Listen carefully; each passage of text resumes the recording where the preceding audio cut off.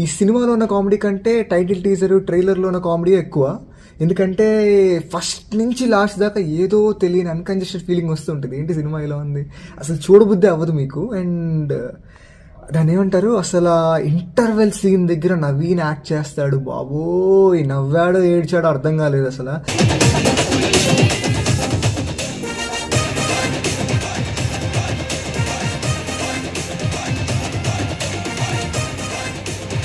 అమ్మాయిని, నా బాధ్యతల్ని నీ భుజాల మీద ఎట్టేహాను కాబట్టి ఇక నేను ప్రశాంతంగా కొన్ని నెలలు అలా తీర్థయాత్రలు చేసి వస్తాను. ఇట్లు నీ ముద్దుల మావయ్య.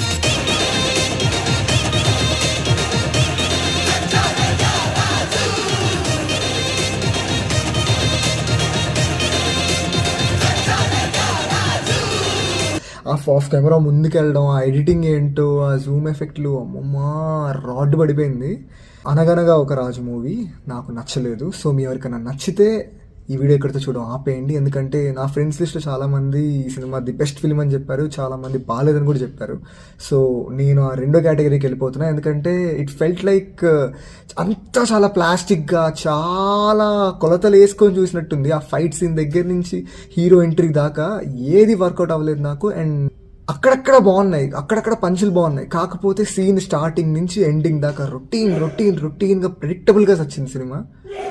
నా వల్ల కాలేదు, డిసప్పాయింటింగ్ అసలు. అండ్ సెకండ్ హాఫ్లో పొలిటికల్ అది వచ్చేటప్పటికి అమ్మో చాలా బాబు, ఇంకా ఆపేండ్రా అనే ఫీలింగ్ వచ్చింది.